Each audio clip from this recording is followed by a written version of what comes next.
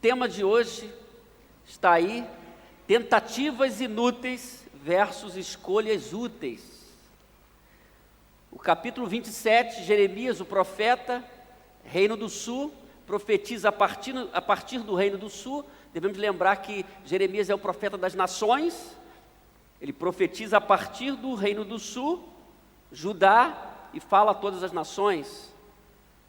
Ele tem um embate com alguns profetas no capítulo 27, e o capítulo 28, há um profeta específico chamado Ananias, que tenta reverter aquela palavra que Deus já havia falado pela boca de Jeremias. Então há um embate aí no capítulo 28. Como vai ser a nossa reflexão? Nós vamos tratar o 27 e o 28 simultaneamente, organizando as ideias, amém? Então quero que você esteja atento. Tentativas inúteis versus escolhas úteis. Na semana passada nós falamos sobre o absurdo e a sensatez. Nós temos aí, só para lembrar, não é? Absurdo, que nós falamos, deixar de discernir a verdade divina exposta com nitidez. Também absurdo, viver desalinhado em relação ao processo do agir de Deus. Terceiro, opor-se de forma intencional aos que estão fazendo diferença. Sensatez, permanecer consciente em relação à missão entregue por Deus, recordar o que Deus tem falado ao longo da história e cooperar com aqueles que estão fazendo a diferença. Então notem bem que nós tratamos na semana passada o absurdo, diferente, sensatez, comportamentos distintos. Nós vamos tratar no capítulo 27 e 28, abordando tentativas inúteis versus escolhas úteis. Nós devemos lembrar o que significa a palavra útil. É importante, você tem uma ideia, mas eu quero ler para você, inútil primeiro, que não tem utilidade, improfícuo, né? Vão, desnecessário, pessoa inútil. Isso é inútil. Útil, que pode ter uso ou serventia, que traz benefício, vantagem, proveitoso, vantajoso. Aquilo que é útil. Então note bem que inútil é diferente de útil, obviamente. E nós vamos tratar então a partir daí de tentativas que eu estou chamando de inúteis. O texto vai nos mostrar. E escolhas que nós precisamos realizar, que são escolhas úteis. Então abra o seu coração, nós vamos falar a partir da compreensão das Escrituras, não daquilo que a gente quer ouvir, mas do que Deus está nos falando nesse momento, entendendo o que está acontecendo no capítulo 27 e 28. Amém, irmãos? Estão comigo? Primeira tentativa inútil é construir acordos sem a aprovação de Deus. Construir acordos sem a aprovação de Deus. Seria acordar questões com outras pessoas que não foram acordadas com Deus. É isso.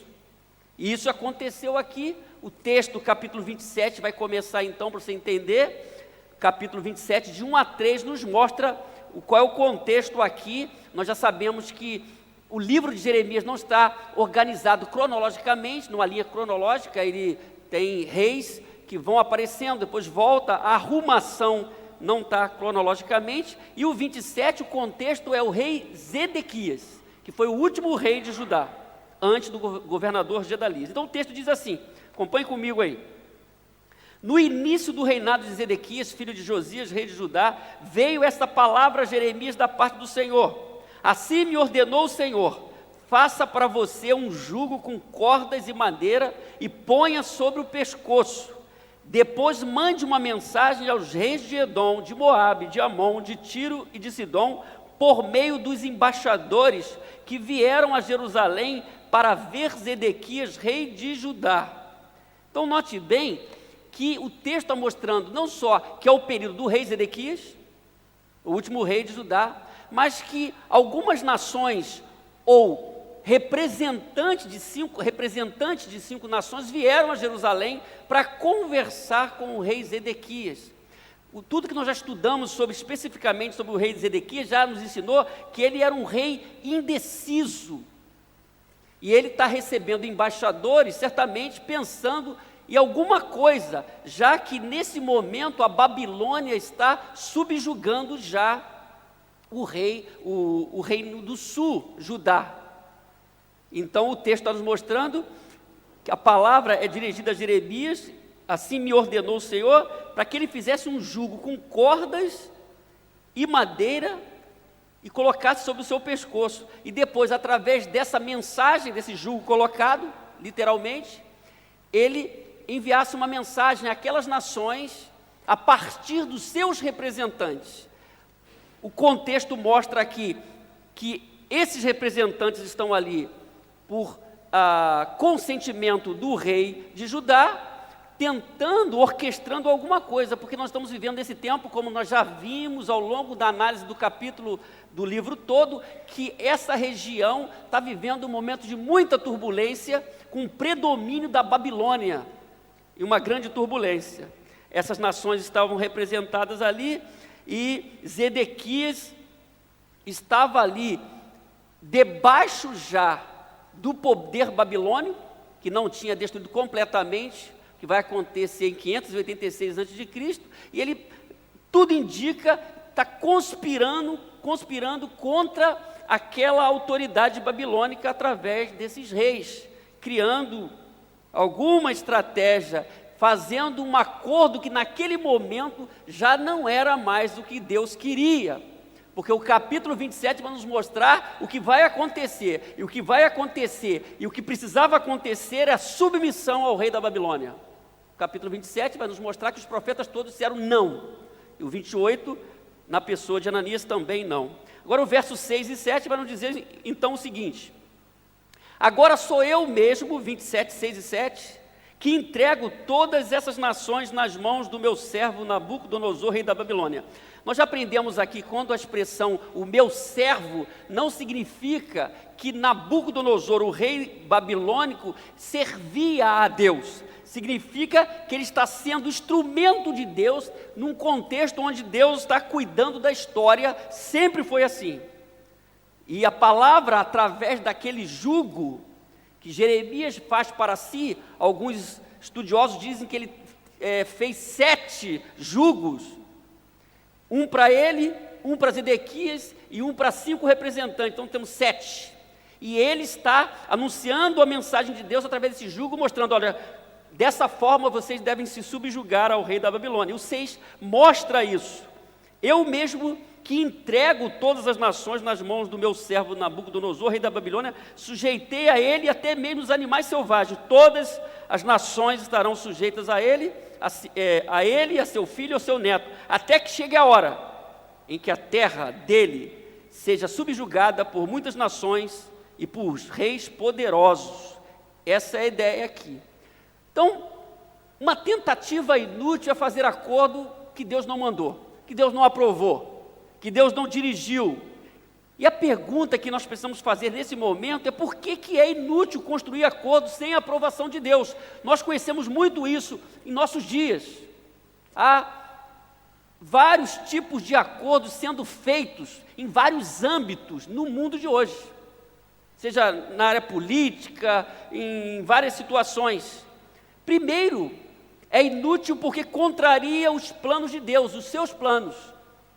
Sem a aprovação de Deus, contraria os planos dele. Então, nunca vai ser uma coisa boa você realizar acordos, entrar em parceria com outras pessoas, se isso não representa a direção divina. Segundo, porque cria uma esperança ilusória. Nós sabemos que já anterior a Zedequias, o poder babilônico já tinha invadido o reino de Judá, e essa fala e as construções que estavam acontecendo ali contrariavam a vontade de Deus, que o profeta está falando, tem que se subjugar, essa é a vontade de Deus. E ao falar outra coisa, ao pensar outra coisa, a receber representantes de outras nações, ele estava criando uma esperança ilusória, quer dizer, a coisa não ia acontecer, aquilo era uma ilusão. E terceiro, todas as vezes que alguém constrói acordo sem a aprovação de Deus, produz frustração. No final, é frustração. No final, não haverá alegria plena, porque isso não representa a voz de Deus. Então nós devemos refletir, meus irmãos, sobre a nossa caminhada, como nós estamos fazendo. Como nós estamos fazendo.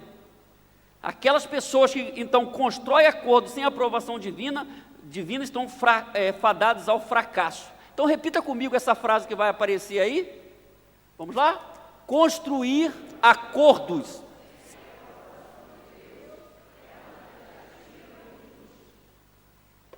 O que você está fazendo ao longo da sua vida, na busca de resolver os seus problemas, na busca de tentar uma vida melhor, de reagir às situações, o que você está fazendo?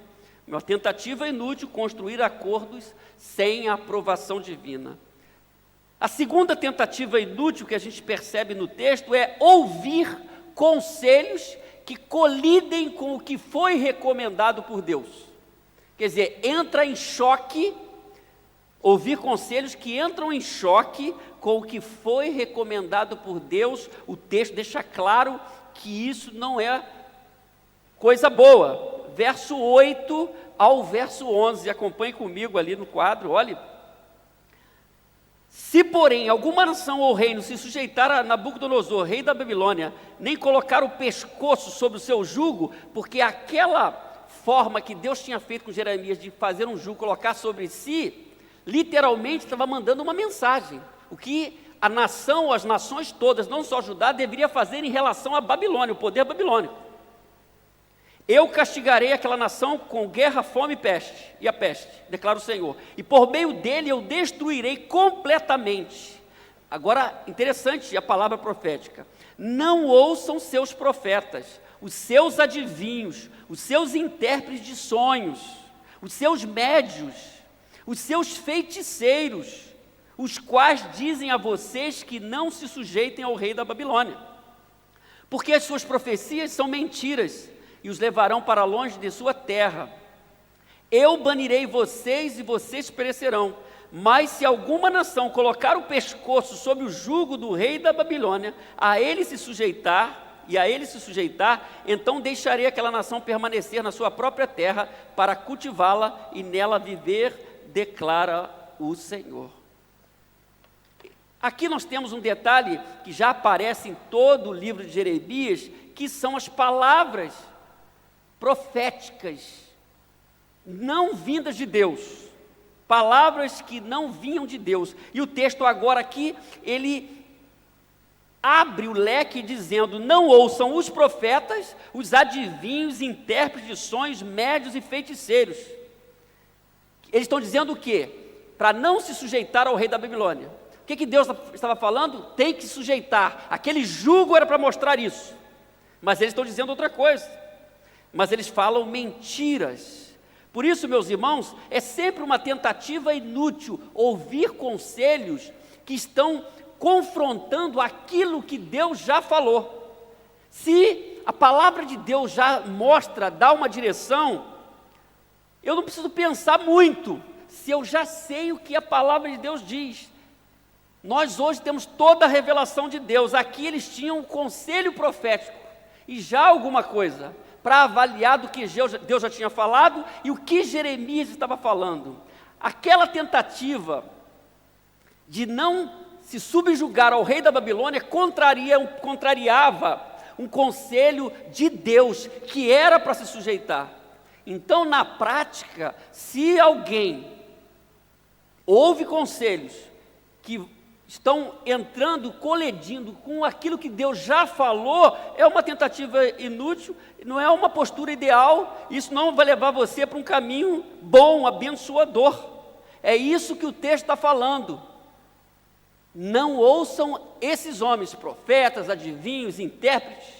Então, na prática hoje, nós ouvimos muitas coisas, mas se você está ouvindo alguma coisa que já está entrando em choque com a palavra de Deus, não é coisa boa. Você tem que pensar. Se entra em choque com a palavra de Deus, eu não devo abrigar em meu coração e não posso tomar nenhuma atitude a partir desses conselhos que entram em choque com a palavra de Deus. No capítulo 28, que é o desdobramento do 27, nós então temos uma figura de um profeta que representa os profetas profissionais deste tempo, chamado Ananias, filho de Azur, profeta natural de Gibeon. Capítulo 28, então, de 2 ao verso 4, nós podemos acompanhar aí, diz assim: assim diz o Senhor dos exércitos, Deus de Israel, quebrarei o jugo do rei da Babilônia, em 2 anos trarei de volta a este lugar todos os utensílios do templo. Quem está falando isso não é o profeta Jeremias, quem está falando isso não é Deus, quem está falando isso é o profeta Ananias.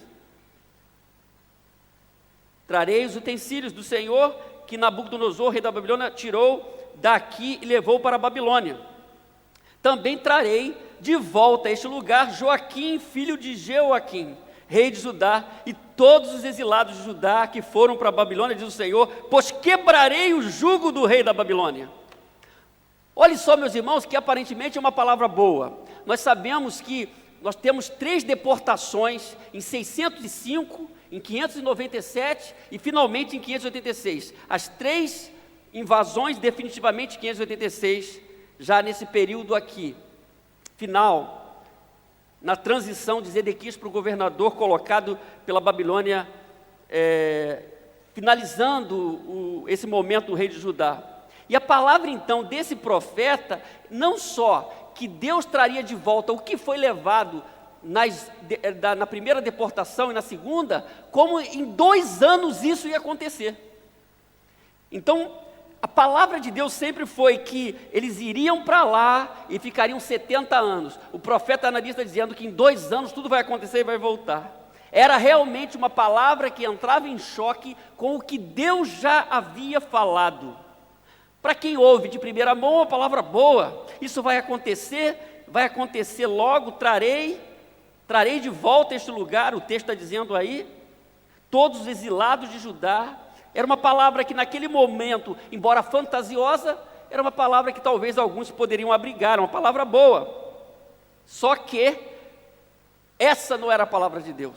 Por isso que é sempre uma tentativa inútil ouvir conselhos que colidem com o que já foi recomendado por Deus. Por isso, nos dias de hoje, meus irmãos, nós precisamos conhecer a palavra de Deus, nós precisamos conhecer as Escrituras, para que possamos medir o que está sendo falado em qualquer âmbito, em qualquer lugar, qualquer pessoa, e com aquilo que Deus já recomendou e falou. Se Deus já recomendou, e o que você está ouvindo, ele entra em choque com aquilo que Deus recomendou, você precisa ficar com o que Deus recomendou, amém? Ficar com o que Deus recomendou. Isso no final vai ser bênção para a sua vida e para a minha vida. Então vamos repetir lá? Ouvir conselhos, todos juntos? Ouvir conselhos com o que foi recomendado por Deus é uma tentativa inútil. Jeremias disse, Deus disse através da boca de Jeremias, 70 anos. O profeta Ananias encurtou. Em 2 anos tudo vai voltar ao normal. Até o rei Joaquim que foi vai voltar. Nós sabemos que isso não aconteceu e a palavra de Deus se cumpriu. Amém? Terceira tentativa inútil e última aqui. Elaborar uma espiritualidade baseada na fantasia. Quando eu coloquei espiritualidade, é um relacionamento com Deus baseado na fantasia. Depois de tudo que Jeremias havia falado, pela orientação de Deus, ele enfrentou os profetas. O capítulo 27 mostra que os profetas estavam dizendo, e não só o capítulo 27 e o 28, essa luta que ele tem com um profeta, que representa os profetas aqui, Ananias. Então, há uma reação que é inteligente e ao mesmo tempo deixa aparecer para a gente uma certa ironia, que já aconteceu antes, através da palavra de Jeremias. Olha o que Jeremias diz, 27, 18, esse verso, olha só. Nós devemos lembrar que havia já um sentimento de tudo que voltaria logo ao normal. Então a palavra é esta: se eles são profetas e tem a palavra do Senhor, que implore ao Senhor dos exércitos, pedindo que os utensílios que restam do templo do Senhor, no palácio do rei de Judá e em Jerusalém, não sejam levados para a Babilônia. Jeremias tem uma consciência, ele é profeta de Deus e fala a verdade. O que ele fala? Se eles são profetas, que eles implorem ao Senhor, pedindo que a coisa não se consuma aqui, que o restante não seja levado para a Babilônia. Na verdade, Jeremias está usando aqui de uma ironia, sabendo que aqueles não eram profetas que falavam de Deus. Mas o mais interessante é o capítulo 28, na mesma batida, respondendo ao que disse Ananias, marcando um tempo, verso 5 ao verso 9, olha o que Jeremias diz para Ananias. Mas o profeta Jeremias respondeu ao profeta Ananias, diante dos sacerdotes, de todo o povo que estava no templo do Senhor: amém, que assim faça o Senhor. É um amém irônico, diga de passagem. Que o Senhor cumpra as palavras que você profetizou, trazendo os utensílios do templo do Senhor e todos os exilados da Babilônia para este lugar. Entretanto, ouça o que tenho a dizer a você e a todo o povo. Os profetas que precederam a você e a mim, desde os tempos antigos, profetizaram guerra, desgraça e peste contra muitas nações e grandes reinos. Mas o profeta que profetiza prosperidade será reconhecido como verdadeiro enviado do Senhor, se aquilo que profetizou se realizar. Jeremias está apelando já para a história, para o que já havia acontecendo, o que acontecia geralmente, quando o profeta falava, acontecia. E era a palavra de Deus, por isso que ele está dizendo, está respondendo aqui, diante de todo mundo, se esse é o pensamento, se em 2 anos tudo vai voltar ao normal, amém. Que ele sabe que não é verdade. E ele lembra a esse profeta Ananias, o profeta profissional, como Deus já havia trabalhado. O que o profeta fala, que é enviado para o Senhor, aquilo que ele fala, vai se realizar. E ao longo da história, nesse tempo e depois, o que aconteceu de fato foi a palavra de Deus trazida por Jeremias, e não a palavra dos profetas, nem desse profeta Ananias. Então nós descobrimos, meus irmãos, claramente que se você construir um relacionamento com Deus baseado na fantasia, o que é? Eu penso que sou e não sou, eu penso que estou recebendo a palavra de Deus, não estou recebendo coisa nenhuma. Eu posso até pensar que estou falando em nome do Senhor, quando estou afastado, fora do discernimento de Deus, isso é fantasia. Então, a nossa caminhada da fé, ela não pode ser construída na fantasia. Nós devemos olhar, e cada um deve olhar para si mesmo e avaliar como está a sua vida. Aqueles profetas e o profeta Ananias, na verdade, estão vivendo na ilusão, determinando situações que não eram de Deus, como hoje acontece muito. Então, nós devemos desenvolver um relacionamento com Deus diferente disso, legítimo, coisa que não estava acontecendo. Então, eles estavam vivendo, aqueles profetas, uma fantasia, falando o que o povo queria ouvir, criando uma expectativa que não era verdadeira, e que jamais aconteceu. E sim, aconteceu o que o profeta disse, porque o relacionamento, uma espiritualidade baseada na fantasia é uma tentativa inútil. Nós aprendemos no Evangelho em Jesus, sobretudo nos embates que Jesus teve com os fariseus, que a mensagem que ele trazia, a mensagem do Pai, envolvia sinceridade. Não apenas exterioridade, mas uma obra que começa no coração e muda a vida da gente. E isso não pode ser fantasia.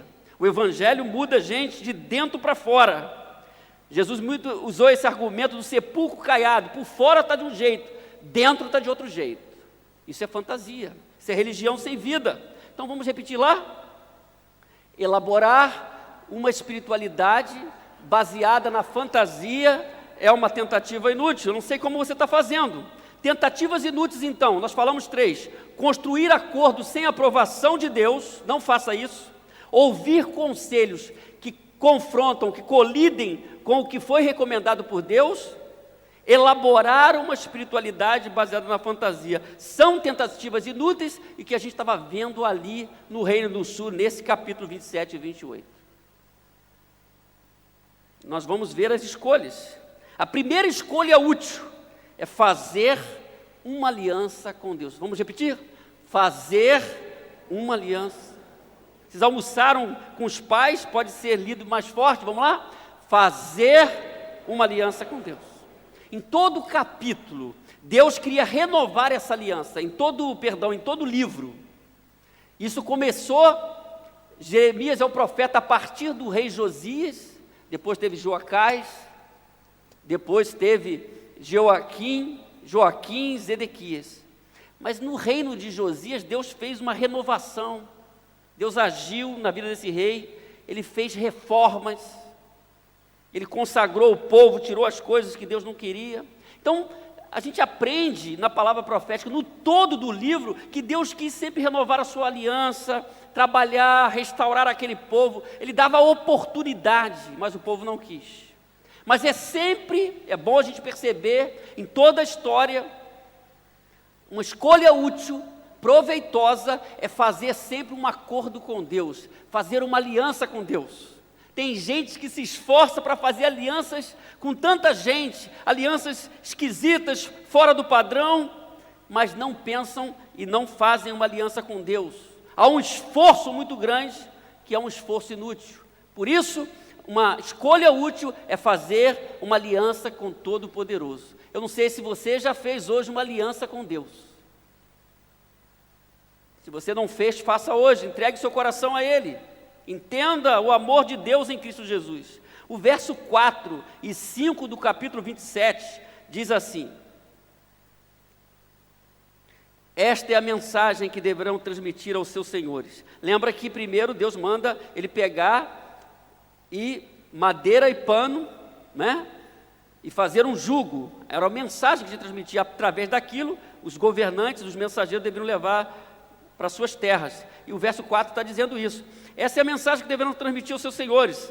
Assim diz o Senhor dos Exércitos, Deus de Israel: eu fiz a terra, os seres humanos e os animais que nela estão, com o meu grande poder e com o meu braço estendido, e eu dou a quem eu quiser.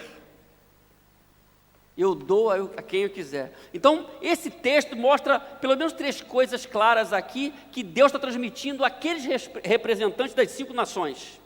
Nós temos ali embaixadores de Edom, Moabe, Amon, Tiro e Sidom. Inclusive, eu pude conhecer essa cidade de Sidom. O texto do verso 4 diz que Deus é o criador de tudo, dos homens e dos animais. O verso 4 também e 5 diz que Deus controla o destino das nações. E o verso 4 e 5 diz que Ele é o Todo-Poderoso, tem grande poder. Ele dá a quem Ele quer, mostrando que todo mundo deveria submeter ao poder babilônico. Então, diante de um Deus poderoso, é diante desse Deus poderoso que eu tenho que me relacionar, que eu preciso me render, que eu preciso fazer uma aliança, ou renovar a minha aliança. Nós servimos a um Deus poderoso. Nós começamos o culto falando disso, o Deus poderoso, o Deus que reina, que é criador, que controla tudo, tem todo o poder. Então, uma escolha útil é sempre fazer uma aliança com Deus. Sempre vale a pena fazer uma aliança com Deus. Aquilo que parece útil é inútil quando Deus não faz parte da equação. Então, se eu tenho esforço para entrar em acordo estranhos, isso aparentemente pode ser coisa boa, mas no final não é coisa boa, porque a coisa boa é fazer um acordo com Deus, fazer uma aliança com Deus, entrar em acordo com Ele. Assim, a gente pode estar caminhando bem, porque é escolha útil. Então, repita comigo a frase. Vamos lá? Fazer uma aliança com Deus é uma escolha útil. Eu diria, é sempre útil, é sempre proveitoso, é sempre uma coisa boa. Na vida prática dos dias de hoje, a gente vê as pessoas titubeando, sofrendo, porque elas não estão fazendo um acordo com Deus. Elas fazem acordo com todo mundo, mas não faz com Deus. Não se rende e não percebe a grandiosidade do Todo-Poderoso. Isso é mais do que frequentar a igreja. Isso é mais do que domingo. É um coração, é entrega, é um relacionamento na presença de Deus. Amém? Segundo, a segunda escolha útil é ser criterioso com aquilo que ouve. Ser criterioso. Nós vamos ao capítulo 27, a partir do verso 12. Olhe só o que Deus vai dizer, através de Jeremias. Entreguei a mensagem a Zedequias, rei de Judá, dizendo-lhe: coloquem o pescoço sob o jugo do rei da Babilônia, sujeite-se a ele e ao seu povo, e vocês viverão. Porque razão você e o seu povo morreriam pela guerra, pela fome e pela peste, com as quais o Senhor ameaça a nação que não se sujeitar ao rei da Babilônia.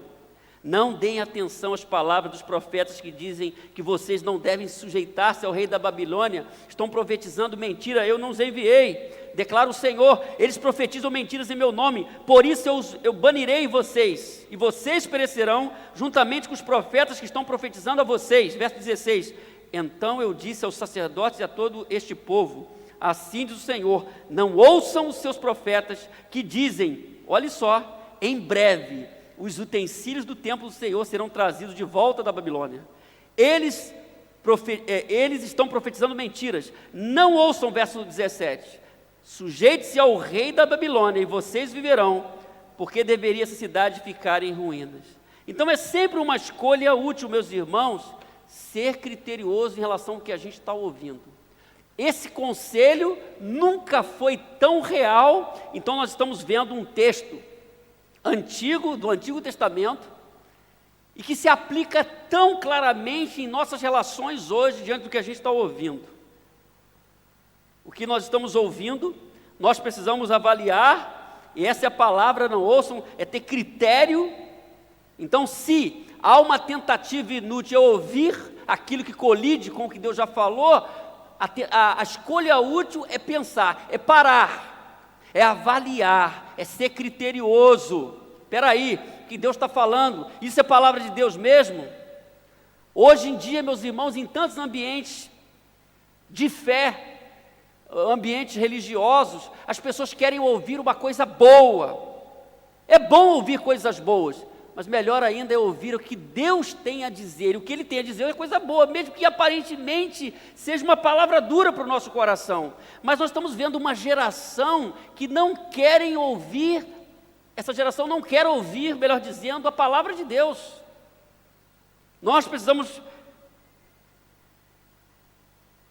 avivar isso nessa geração, a importância de ouvir a palavra de Deus e de ser criterioso diante do que está sendo falado, e não nessa relação, quando estamos ouvindo, devemos avaliar se é a palavra de Deus, é a escolha útil, é isso, esse é o caminho. O verso 10 a 13 do 28, nós estamos trabalhando simultaneamente os dois capítulos, organizando as ideias, fica atento. O verso 28 de 10 a 13 diz assim: olha o que o profeta diz, Ananias. Ele reage então nesse momento. O profeta Ananias tirou o jugo do pescoço de Jeremias. Olhe para mim, o que a gente percebe é que esse jugo e essa mensagem que Jeremias traz com o jugo sobre si mesmo, foi uma mensagem que ele foi trazendo não só um dia, mas alguns meses, talvez até anos, alguns estudiosos dizem. Ele ficou pregando isso, falando essa mensagem. E aí há uma reação do profeta Ananias, que tira o jugo do pescoço de Jeremias, e quebrou, verso 10, e disse diante de todo o povo. Então a reação obtusa, do profeta Ananias em relação ao profeta Jeremias, ele tira do pescoço de Jeremias aquele jugo, e diz ao povo, ele tem uma palavra que não é de Deus, que parece que é de Deus. Assim diz o Senhor: é deste modo que quebrarei o jugo de Nabucodonosor, rei da Babilônia, e o tirarei do pescoço de todas as nações, no prazo de 2 anos, tem um tempo até. Diante disso, o profeta Jeremias retirou-se. Depois que o profeta Ananias quebrou o jugo do pescoço do profeta Jeremias, o Senhor dirigiu a palavra a Jeremias: vá dizer a Ananias, caldo vai engrossar, assim diz o Senhor, você quebrou um jugo de madeira, mas em seu lugar você fará um jugo de ferro.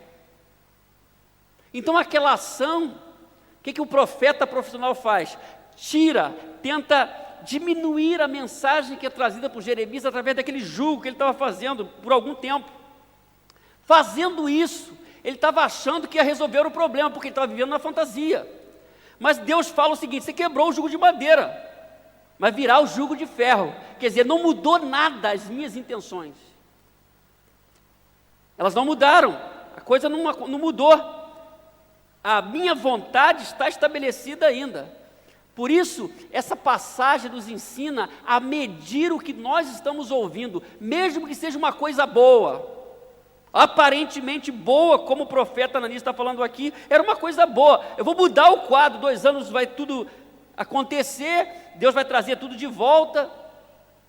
E a agressão que ele faz com Jeremias, tirando aquele jugo, aniquilando aparentemente aquela voz profética daquele momento, aquilo não era coisa que Deus estava aprovando. Por isso, meus irmãos, ser criterioso com aquilo que houve é uma escolha útil. Vamos repetir?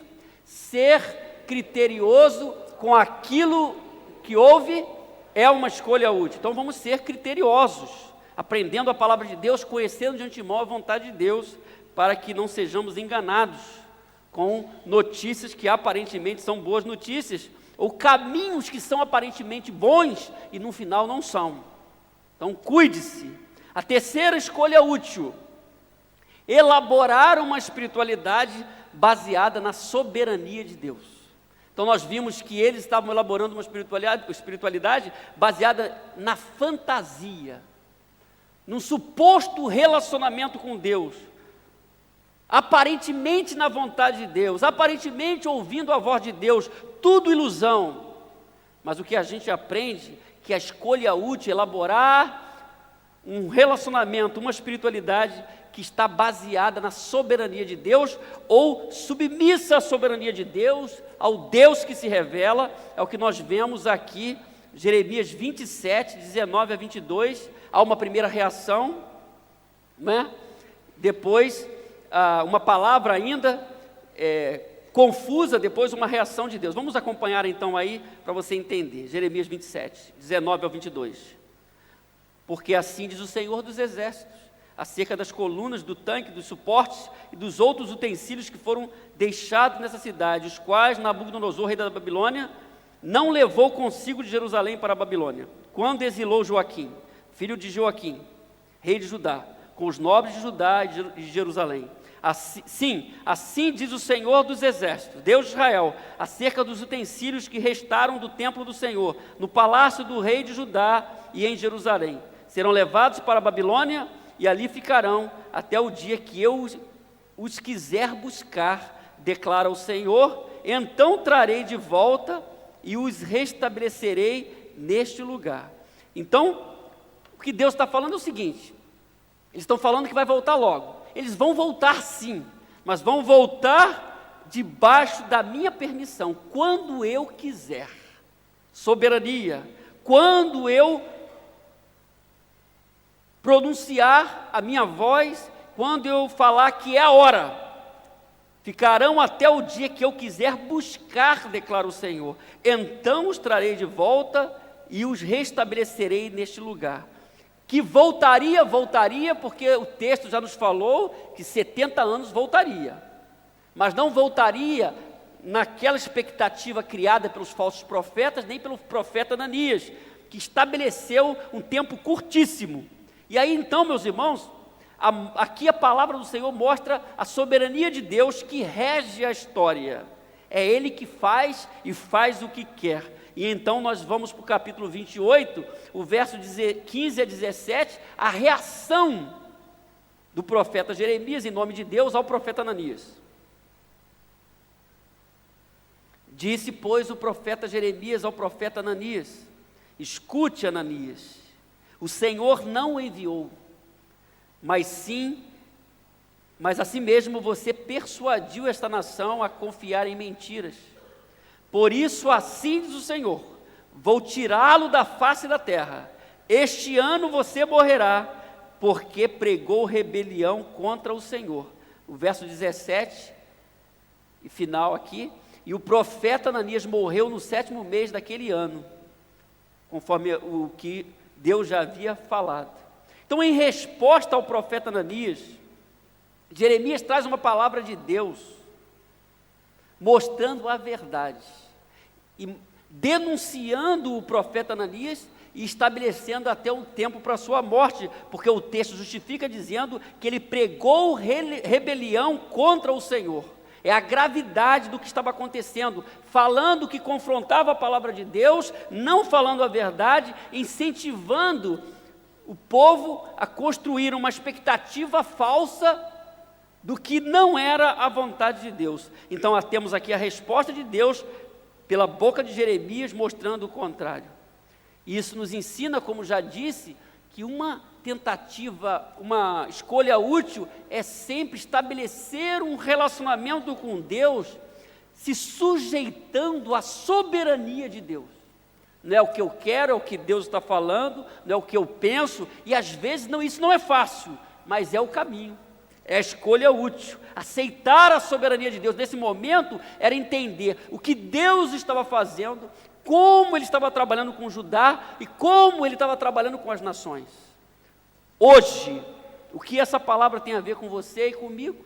Nós estamos caminhando com Deus, e como nós estamos caminhando com Deus, em nossa caminhada com Deus, nós estamos também nesse relacionamento, nós estamos sujeitos à soberania de Deus ou não?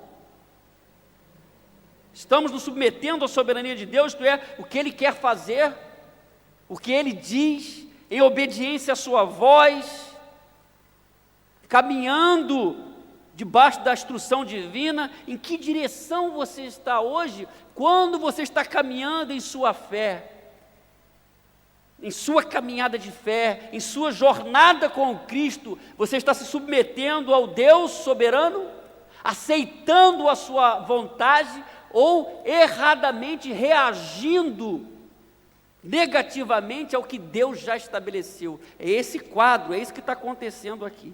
Por isso, meus irmãos, elaborar uma espiritualidade baseada na soberania de Deus é uma escolha útil, sempre útil. Eu vou caminhando e eu estou sujeito a Deus. Uma vida religiosa é uma vida que canta.